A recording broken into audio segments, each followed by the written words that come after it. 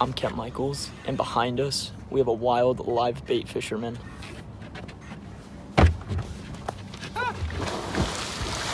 gonna teach you how to fish with artificial, real fishing.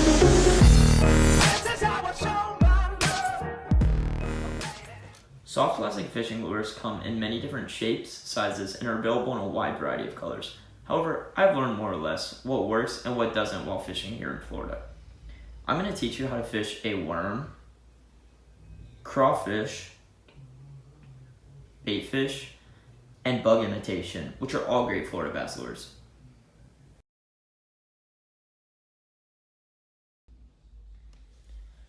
When fishing clear water, you want to throw natural colors like this green worm, or match the fish's food that's found in that habitat like this shad imitation. However, when in murky water, you will either throw a really dark lure or a really vibrant lure in order to stand out among the murky water.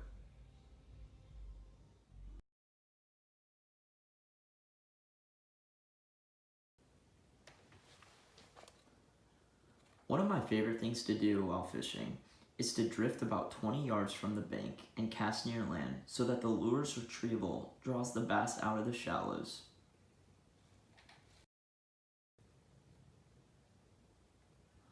Also, bass love grass patches, reeds, lily pads, and structure like trees or docks.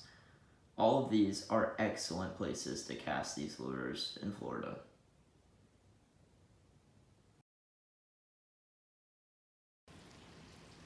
So let's get on to how to rig these baits. I'm going to teach you guys the Texas rig, which is a really good all-around rig that can be used for every single one of these soft plastic baits.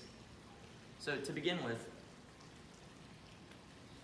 you're going to need a bobber stop, a smaller weight, and typically a 3 to 4/0 shank hook. So now you're going to take your bait, which in this case we have a plasma tail worm. You're going to stick the barb of the hook in the top of the bait and then pull it out the side and press the hook the rest of the way through and then twist so it comes out the side like this, and then you're going to curl the worm up, pressing the barb in and then tucking the barb in on the other side. Now what you need to do is press the bobber stop down to keep that hook in place. And here we are. So this is a weedless setup. So as you can see, the barb of the hook is not exposed right now. So you can fish it around grass, trees, rocks, and it typically won't get caught up. But as soon as the bass bites the bait, the hook's exposed and it'll get stuck in their mouth. So this is a really good, reliable rig to use in just about any situation. If the Texas rig isn't getting any bites, that's okay, because there are ways to modify soft plastics. The crawfish and bug lures can be used as trailers and hooked onto the back of a jig to beef up the presentation. Now, there's also tackle for those baitfish imitations we looked at earlier. Here we have a swim jig, and below that is an example of an underspin, both of which are modifications that enhance the trickery because they resemble a baitfish more accurately. Finally, on the bottom, we have a chatterbait, which has vibrations with the retrieval that get picked up by the bass's lateral lines. All of these baitfish imitations can be fished with a steady retrieve. Now, as for the worms, you can add a shaky head to increase the bounce off the bottom, or add an underspin, both of which have the capability to increase bites.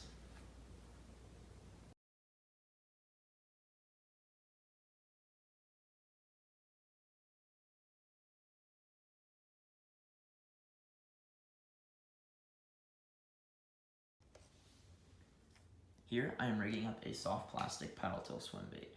Now this is my favorite lure because of how versatile it is. I love to fish this lure with a steady retrieve along grass patches and lily pads, but it can be fished practically anywhere with a Texas rig.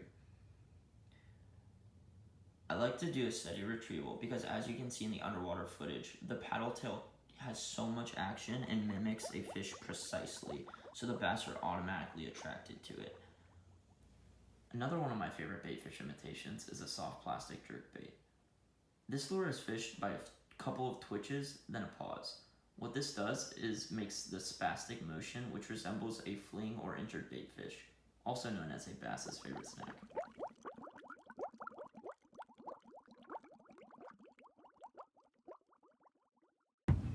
So now onto the worm side of things. We have this Mondo worm, and it has this curled tail.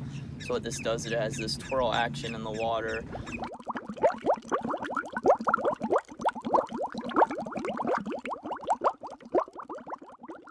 Want to cast it out there near the structure. Just kind of jig it, let it sit. Jig it, and then just constantly kind of be reeling in the slack after each little lift of the rod. And as you can see, we just caught this fish.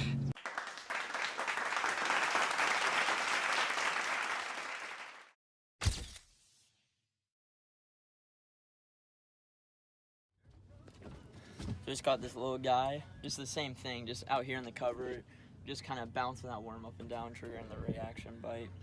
And sure enough, he ate it.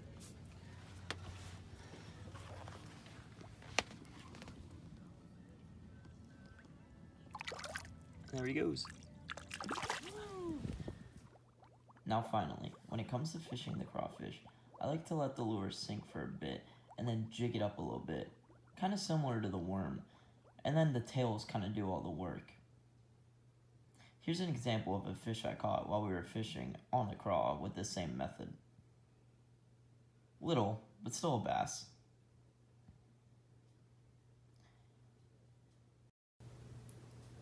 The technique to fishing the bug is almost identical to that of the craw.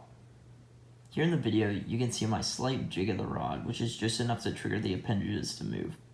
Now, depending on the action of these appendages, you may even be able to swim these lures. Overall, they're very versatile and can be thrown just about anywhere. See, artificial fishing isn't half bad. You save about $12 and you don't murder innocent fish, and you may even catch a little more. Hopefully now you won't look totally idiotic when you're out on the water. Thanks for listening.